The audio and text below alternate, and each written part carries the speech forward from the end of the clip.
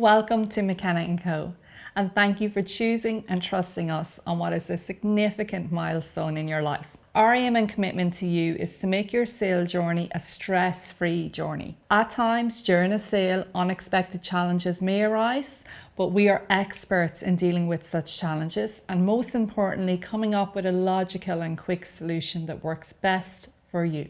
The purpose of this video is to give you an insight into the process and to give you comfort of what will happen at each step of that process. A brief background to McKenna Co. We have 15 years experience in real estate law. We have won several awards and have conducted over 5,000 property transactions. We've over 280 five-star Google reviews in the area of property law.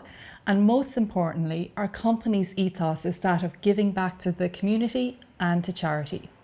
To date, we've raised over €60,000 for Focus Ireland, and we take part in an annual sleep out on the streets to raise awareness for homelessness. Furthermore, sustainability and making a change to climate change has become an integral part of our company's core values, and we implement many initiatives to assist with the fight of climate change. By working with us, you are a big part of allowing us give back to those most vulnerable in society. So thank you.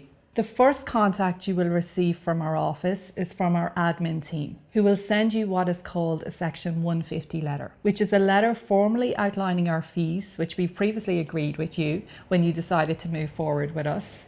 The S150 is essentially a contract of terms between us and you, the client. The steps then in the process are as follows. Before listing your property for sale, you should prepare your house to make it appealing to potential buyers. This could involve simple tasks such as decluttering, cleaning, making minor repairs, painting, putting down new carpets, and making the garden and the outside area more attractive. It can also be helpful to get your house valued.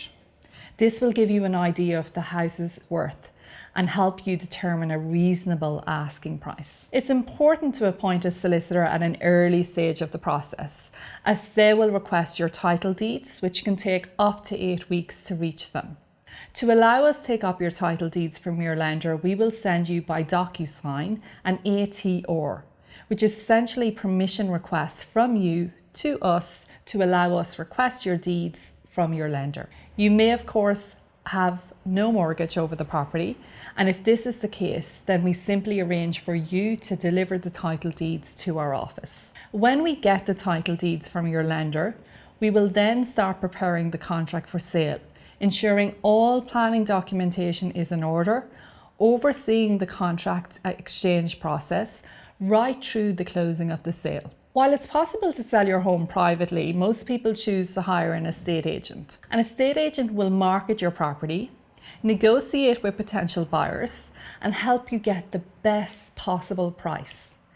Before choosing an estate agent, check their fees, their reputation, and their track record of sales in the area. Google reviews of an estate agent are a good starting point. We work closely with an exceptional estate agent called Annette Balfe of Dublin Homes, who is an exceptional agent, and their fees are fair and reasonable. Your estate agent will market your property by creating a listing, taking professional photographs, and possibly creating a virtual tour or video. They'll also advertise your property on various platforms such as online property portals, social media, and their own agency website. If a buyer is interested in your property, they'll submit an offer, usually through the estate agent. You can accept, reject, or negotiate that offer. Once you've agreed on the price, the buyer must pay an initial booking deposit to your estate agent, which is often a fixed fee of around €5,000 or a percentage of the purchase price. This is fully refundable up until the point the contracts are signed. The estate agent whom you've engaged will hold the booking deposit, and when the sale is closed, they will take their fee from the deposit and send you or their solicitor the balance deposit. After the buyer has paid their booking deposit through the agent, a sales advice note will issue to both the buyer's solicitor and the seller's solicitor. We will then begin issuing the draft contracts and copy title, which are all the title documents relevant to the property, to the buyer's solicitor for them to review.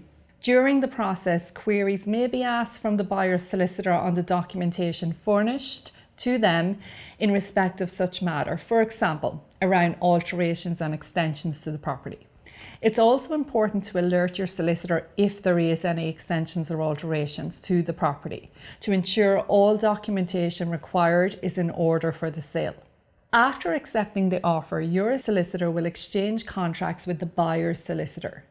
Once all queries have been raised and satisfied to the buyer's solicitor's satisfaction, the buyer's solicitor will then return signed contracts together with a contract deposit, typically in the range of 10% of the purchase price. We will then invite you into the office to countersign the contracts so we may exchange. Once the contracts are exchanged, the sale becomes legally binding and neither party can withdraw. If either party attempts to withdraw, then the side that attempts to withdraw will be charged an interest rate of 8 to 10% of the sale price, and they could be sued for pacific performance, which is a civil law remedy in which the party can sue the other side to perform legally under the binding contract. In summary, both sides should not sign a contract until they're certain they can commit to the close date. Once the contracts have been signed and the balance of the purchase price has been paid by the buyer, the sale is completed. The deeds of your property are then transferred to the buyer's solicitor. The whole process of selling a house in Ireland can take anywhere from weeks to months, depending on various factors such as the housing market conditions, the property's condition, and whether your buyer is buying with funds from a lender or if they're a cash buyer. After the sale is complete, it's time to vacate the property. You will need to do various admin tasks such as cancelling any utility or services tied to the property, including electricity, gas, water, and internet services. Once these tidying up tasks are complete, you can then hand over the keys to the estate agent, and the estate agent will hand the keys to the new owner of the property.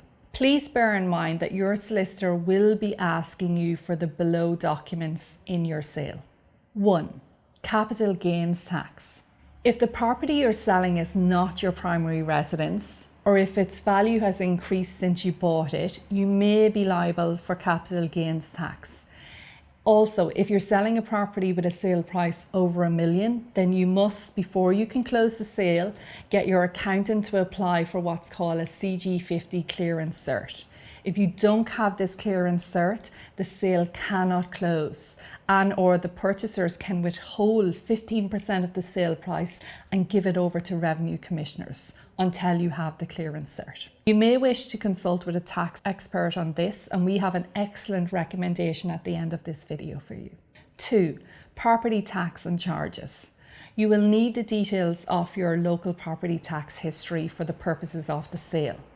You will need to pay the local property tax for the entire year in which you're selling the property and any prior years. Essentially, the property tax printout has to show a zero balance from 2012 to the current year, and you need to send the local property tax history receipt to your solicitor. It's important that you send the property history printout which shows the bands which the property was valued in and not the LPT statement. 3. You're required to have a building energy rating, also known as a BER, report and certificate for your property when selling it. The BER rates the overall energy efficiency of the property. If you don't have a BER, you can hire a BER assessor to evaluate your property. 4. We will ask you if there is any extensions or alterations to the property, and it's important that you provide accurate information to us. If you made any structural alterations to the property, even if you feel that planning permission was not required, you must engage an architect to attend at the property and confirm that the extensions and/or alterations were exempt from planning, and more importantly, that they were done and built in line with building regulations. We will provide a recommendation for those certifications at the end of this video. It's important to be mindful that you will be signing a declaration under oath setting out the position of the extensions and alterations. And therefore, it's important that you can stand over this declaration, which is provided with the contract. To make a declaration that is untrue is a criminal offence and can lead to a civil lawsuit post-closing. Please note, even the knocking of an internal wall is deemed to be an alteration. 5. Mortgage. If you have an existing mortgage on the property, you'll need to repay it from the proceeds of sale. The balance of the sale proceeds after paying off the mortgage and any fees like solicitor's fees, estate agent's fees is your equity from the sale. We will send you the balance of the sale proceeds within 1 week from the sale closing.